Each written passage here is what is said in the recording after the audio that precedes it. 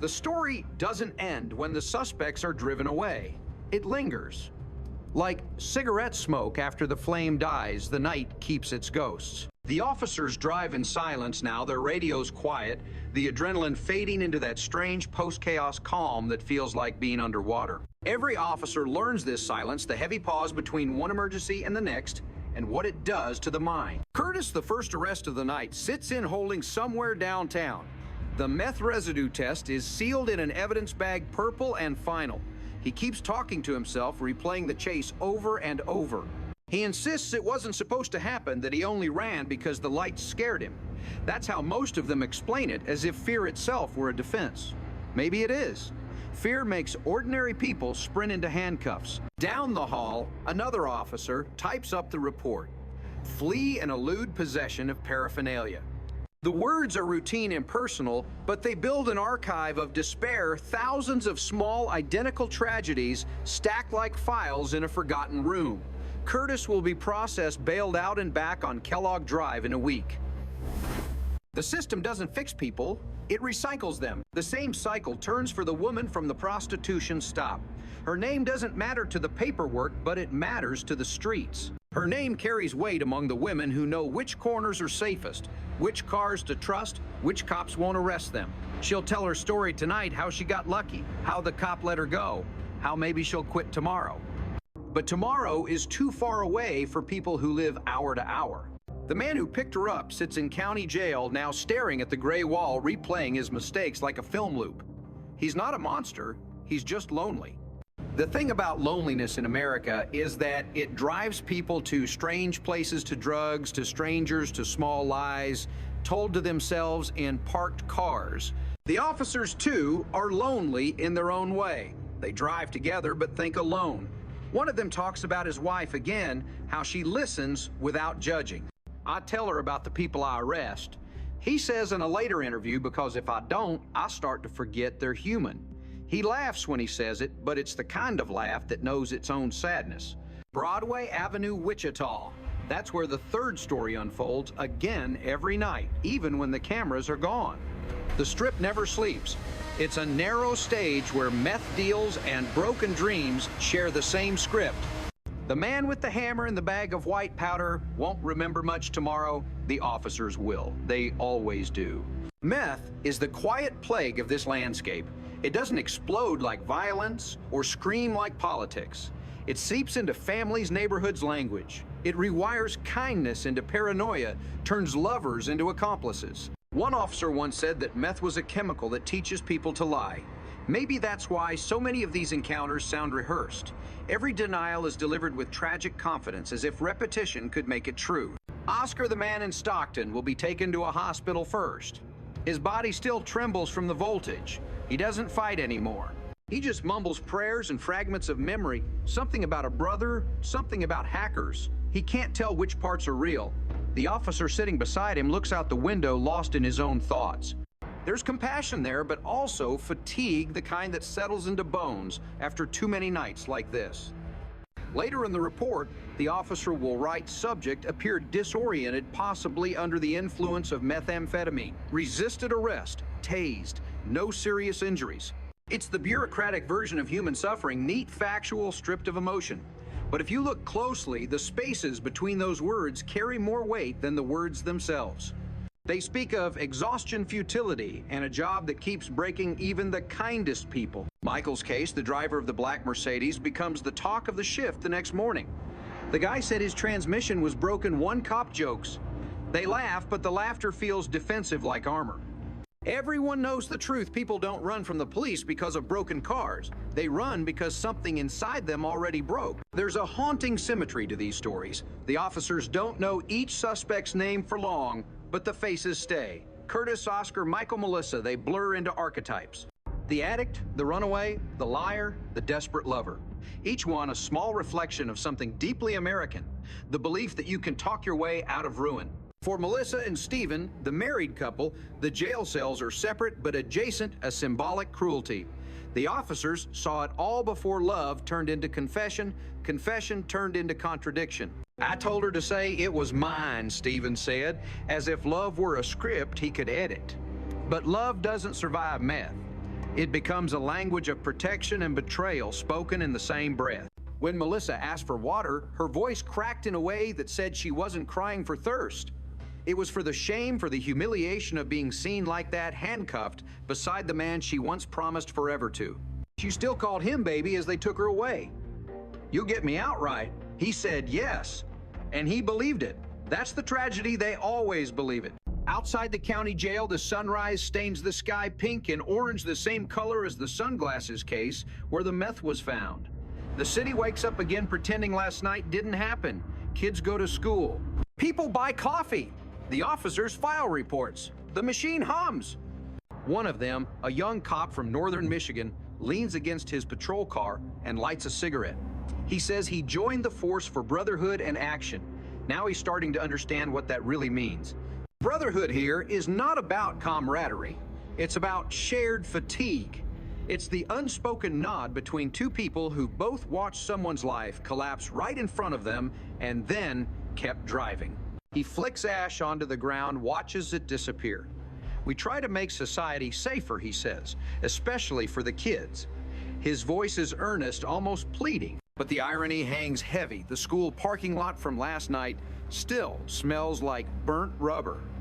Cops as a show never moralizes. It doesn't need to. The raw footage tells its own truth. America is addicted not just to meth or sex or adrenaline, but to the drama of its own dysfunction. The police chase is just theater, but behind it lies something tragic and intimate. A country at war with itself, waging small nightly battles in neighborhoods no one writes poetry about. In that sense, the officers aren't hunters, they're archivists. They record collapse, collect evidence, file it away. Every bag of white crystals, every trembling confession, every whispered "I'm sorry" becomes part of a sprawling national diary, an unending chronicle of desperation and denial. And yet, even in the decay, there are moments of grace. The cop who adjusts the handcuffs so they don't hurt. The woman who admits the truth without flinching. The addict who says please. The world doesn't forgive easily, but these tiny acts, they're the flickers of light that make the darkness bearable. At the end of each shift, someone has to write the final line. Suspect transported, evidence logged, case closed. But the case is never really closed. The next night will bring another Curtis, another Oscar, another Melissa. Different faces, same ache. In the locker room, the officers peel off their vests, wash their hands like surgeons after a failed operation. The smell of adrenaline and fear lingers longer than blood. They don't talk much. When they do, it's in jokes, the dark kind, the ones that hide sorrow behind laughter. One mutters, "You ever notice the meth tests always turn purple? Maybe that's the color of the country." Now, no one answers. They just nod. Outside the city, hums again. Engines, sirens, the buzz of a world still pretending to function. The lights from the patrol car flicker off one last time, and for a moment, there's peace. The kind that only exists between one call and the next. But peace in this world is fragile. It's the pause before the radio crackles again. Unit 14 respond to a domestic disturbance on Maple. The voice's steady routine. Another story begins. Another man insists he's innocent. Another woman cries for water. Another bag turns purple. And somewhere behind all of it, a camera rolls, silent, patient, bearing witness to a truth older than the law itself, that people break in predictable ways, and yet somehow every time it still feels personal, not with blood, but with sound. It seeps into your mind and stays there long after the shift is over. The officer from Michigan knows this now. When he first joined, he thought being a cop meant stopping bad people. That was the mythology, the good guy with the badge the clean line between right and wrong. But the streets taught him something colder. There are no bad people, just broken ones. Some broke fast, others slow. Some from poverty, others from grief. Some from the chemicals that ate through their brains, like acid through glass. Curtis, the man with the meth, was one of the slow ones. His life hadn't exploded, it had decayed. 1,000 small surrenders had brought him to that moment on Kellogg Drive, hands raised under the pulsing lights. When the officer looked at him, he didn't see a criminal. He saw a man who ran out of exits. The woman on Broadway, the prostitute who had stopped pretending her work was anything else, had the same look. The look of someone who tried to quit hoping because hope was too expensive. The way she said 100 for 15 minutes wasn't transactional, it was exhausted, like someone describing the weather. And then there was Oscar twitching in his meth dream outside the mall, begging unseen hackers to leave him alone. He wasn't fighting the police that night. He was fighting the ghosts inside his head. The taser, the cuffs, the lights, none of it changed what was happening in his mind.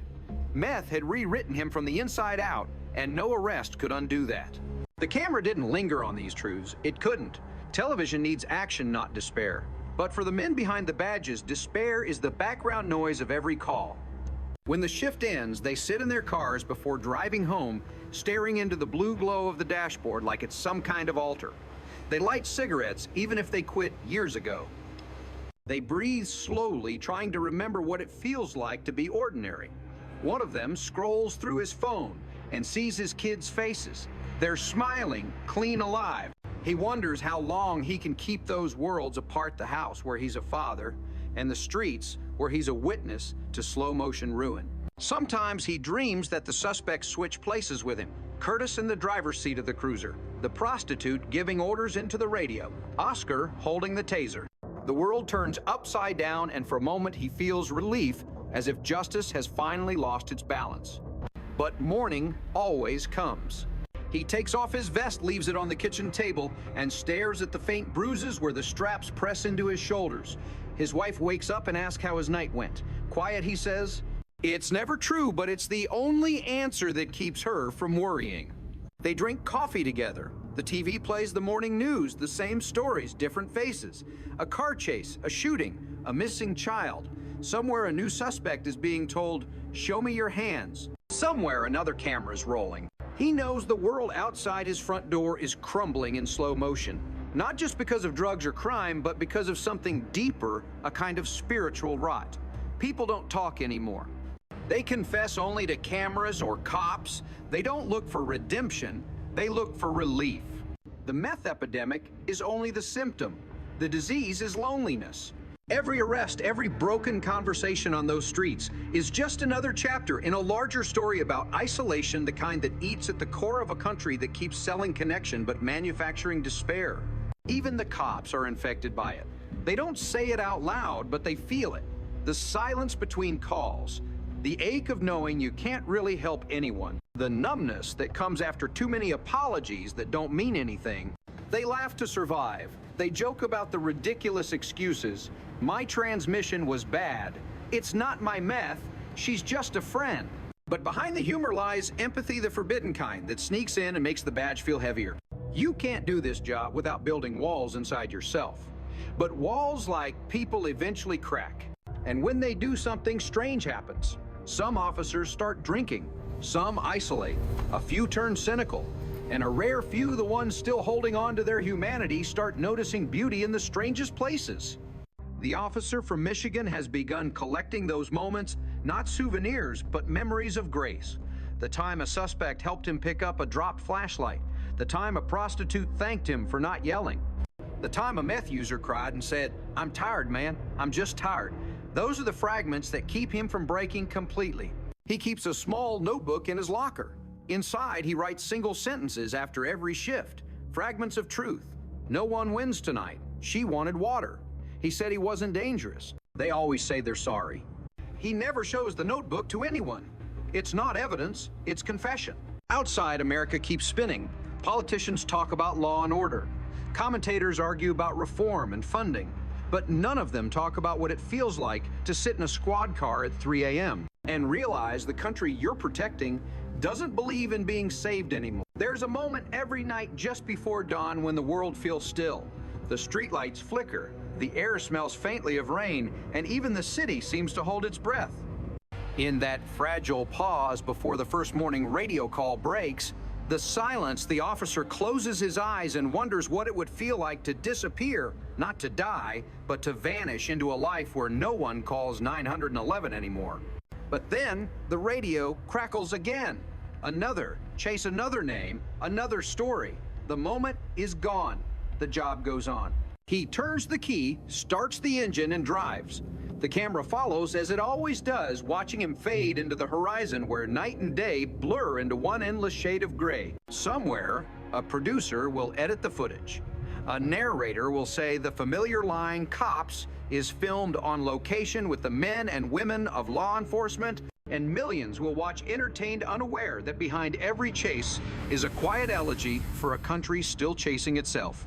The lights will flash again. The sirens will rise. And for a moment, America will look at itself in the reflection of the cruiser's window and not recognize the face staring back.